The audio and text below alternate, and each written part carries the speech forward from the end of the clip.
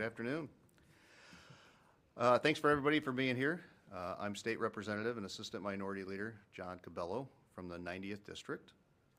I have one question for everyone. Have you had enough yet? Have you had enough yet? In January of last year, 2 young girls were killed by an illegal immigrant who was drunk driving. In April of last year, an illegal immigrant was arrested for concealing a woman's body. In October of last year, another illegal immigrant killed a couple while driving. And now last week, 18-year-old college student Sheridan Gorman was shot and killed on Chicago's lakefront, a place that Governor Pritzker often claims is safe, by an illegal immigrant with prior offenses who is allowed to stay on our streets. So the question before us is simple. Have you had enough yet? Have you had enough of the deadly consequences of Governor Pritzker's failed policies? And now the chaos inside the city hall is spilling into the open. The mayor's deputy mayor for public safety was fired and now is sounding the alarm on what we all knew all along. Brandon Johnson's administration is openly anti-police. And if that wasn't enough, new reporting by the Free Press is exposing what many of us have already said for years. Millions of taxpayer dollars are being funneled into so-called violence interruption programs with little accountability and questionable results. Policies that protect violent, illegal immigrants. Leadership that is openly anti-law enforcement. And hundreds of millions of your taxpayer dollars spent on violent interruption scams with no results. In Illinois, all of these combine to make Illinois families less safe and law enforcement officers' jobs more dangerous. It's not working. Illinois families have had enough. We have had enough. The whole General Assembly should have had enough. With that, I'd like to introduce my friend and colleague, Representative Sheehan.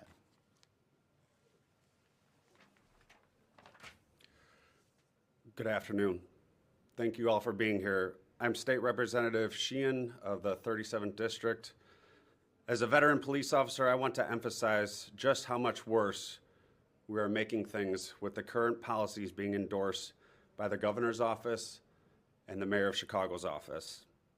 This should raise alarms for everyone in state government and local government.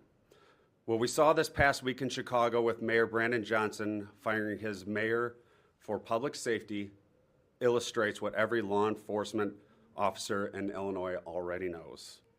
We have no support from top leadership. Brandon Johnson has previously called law enforcement a sickness. Governor Pritzker has called federal law enforcement the Gestapo and jackbooted thugs. How will we ever have safe communities in Illinois when the people at the top are undermining law enforcement at every single turn? If we want to increase public safety, we cannot continue this dangerous status quo. We have a law enforcement recruitment and retention crisis here in the state of Illinois. It's time we move in a better direction. Let's support law enforcement and create the best environment to increase public safety. I have a bill, House Bill 4715, the Law Enforcement Mental Health Leave Act, to ensure Illinois law enforcement officers and correction officers have guaranteed access to paid mental health leave following traumatic incidences encountered in the line of duty. It's a positive step that will make a difference. Democrats are pushing their own agenda that makes a bad situation worse. But it's time we consider what will actually help public safety as a whole. Now I'd like to introduce our floor leader, State Representative Patrick Windhorst. Thank you. I'm State Representative Patrick Windhorst from the 117th District, which is all or parts of 10 counties in southeasternmost Illinois. Republicans are not here just to point out the problems. We're here with solutions. We are willing to work to make life safer for Illinois families and will support our first responders and law enforcement officers.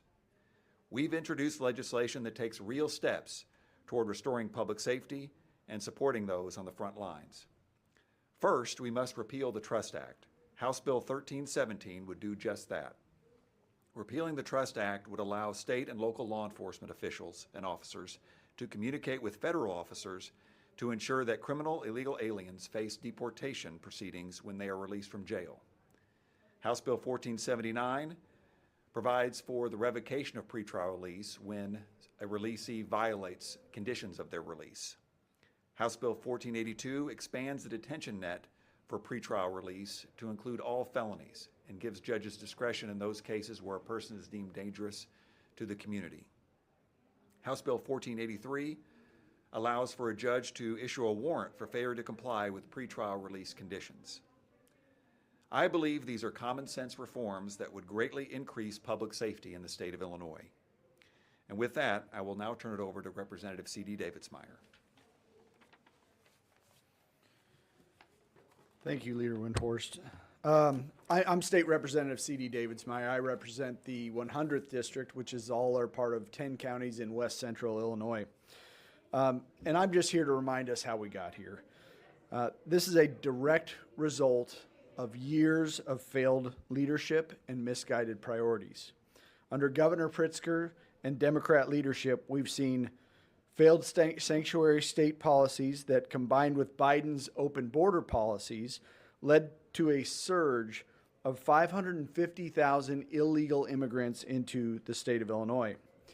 It also led to miraculously finding billions of dollars in taxpayer funds to spend on health care and other benefits for illegal immigrants. A string of horrific crimes committed by violent offenders who are in this country and should not have been here. A steady embrace of anti-police rhetoric and policies leading to open hostility toward law enforcement and ICE agents. Sanctuary-style policies that limit cooperation with federal authorities and federal immigration enforcement. Billions in spending with little transparency or accountability. We cannot continue down this path. It's time to restore balance. It's time to restore accountability. And most importantly, it's time to restore public safety in the state of Illinois. Do you have any questions? Representative Windhorst, I think one of your bills may get at this. In the Rogers Park case, specifically, the guy charged with the crime, he had a previous shoplifting case, was arrested, didn't show up to court. The warrant was issued back in August 2023. I guess he was never picked up on that warrant. How do we close that gap between the warrant getting issued and people not getting picked up for them? Well, some of that has to do with communication between law enforcement and the court system, and that can vary from jurisdiction to jurisdiction. But what's important in those cases is when a warrant is issued, oftentimes after it is the person is arrested, because of the Safety Act, the individual has to be released again immediately. So we need to close that gap for when those violations occur, that a person can have their release revoked completely rather than just a sanction, and they can be held when they're deemed a danger to public safety. What's the connection between undocumented immigrants and driving drunk and committing crimes? Well, there's one fact. If the borders weren't open, if they weren't here illegally, those people would be alive. You cannot argue that. So if those people who had committed those crimes were not here, those crimes would not have happened. 100% of crime committed by illegal immigrants should not have happened. We should have been able to control that. They should not have crossed the border illegally. They should not have stayed here illegally. And the Biden administration should have enforced when they caught them, should have removed them. And if that would have happened, a number of these deaths that families are dealing with would never have had to happen. I'm going to add something here too.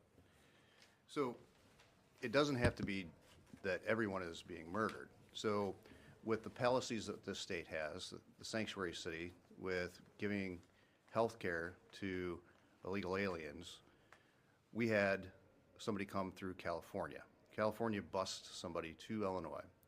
That person on New Year's morning raped a 78-year-old female on the bike path in the city limits of Rockford. That should have never have happened. She's 78, but she still has a long life, hopefully.